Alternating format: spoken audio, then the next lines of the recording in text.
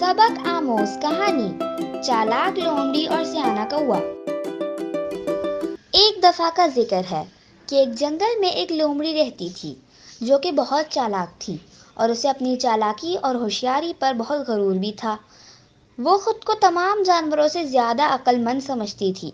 लोमड़ी अपनी होशियारी से दूसरे जानवरों को बेवकूफ बनाया करती और उनसे खाना ले लेकर खाती। एक दिन लोमड़ी सोकर उठी तो उसको बहुत भूख लगी थी। वो खाना ढूंढने के लिए चल दी। थोड़ा दूर जाकर उसने देखा कि एक दरख्त पर एक कौवा बैठा है और उसने अपनी चोंच में रसीले बेर पकड़े हुए हैं। कौवा बेर खाने ही वाला था कि लोमड़ी ने उसको देख लिया। लोमड़ी के दिमाग में एक तरकीब आई। उसने सोचा कि जिस तरह मेरे दादा ने एक कौवे को बेवकूफ़ बनाकर उससे अंगूर लिए थे, क्यों ना मैं भी वही तरीका आजमाऊं और इस कौवे की झूठी तारीफें करके किसी तरह इसकी चोंच खुलवा दूं। ये जैसे ही चोंच खोलेगा, इसके बेर नीचे गिर जाएंगे और मैं इन्हें खा लूंगी। तो लोमड़ी ने कौवे से कहा, और कौवे मियाँ क्या हाल है? कौवा चुप रहा। लोमड़ी फिर बोली, मैंने सुना है कि तुम्हारी आवाज़ बहुत ही दिलफरेब है, क्यों ना तुम मुझे एक गाना सुना दो। कौवे ने लोमड़ी का कोई जवाब ना दिया। लोमड़ी ने एक बार फिर कहा, कौवे मियाँ, मैंने अपने दादा से बहुत तुम्हारी तारीफें सुन रखी हैं, बस अब तुम मेरी ये ख्वाहिश पूरी कर दो। सुबह सुबह तुम्हारी आवाज़ सुन लूंगी तो दिन बहुत अच्छा गुजरेगा।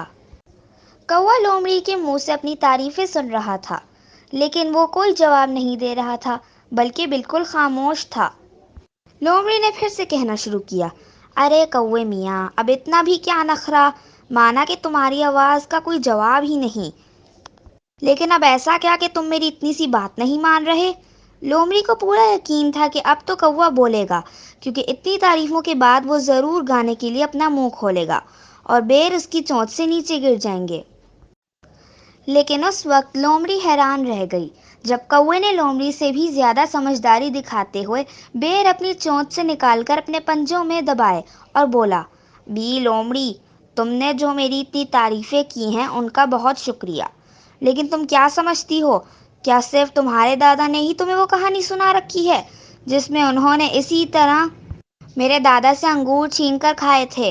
नहीं, मेरे दादा ने भी वो कहानी मुझे सुनाई है और तुम्हारी होशियारी से आगाह किया था। तुम्हारी ये चाल अब और नहीं चलेगी। अब जाओ यहाँ से और खुद से खाना ढूंढ कर खाओ। लोमड़ी कौवे की बात सुनकर बहुत शर्मिंदा हुई। आज पहली बार किसी ने उससे भी ज्यादा चालाकी का मुजाहिरा किया था, वरना हर बार तो सब बेवकूफ बन जाते थे। लोमड़ी शर्मिंदा होकर वहां से चल दी और कौवा मजे मजे से बेर खाने लगा। बाद में कौवे ने बाकी के छोटे कौवों को भी लोमड़ी की चालाकी के बारे में बताया, ताकि आइंदा भी कोई लोमड़ी के हाथों बेवकूफ ना बन सके।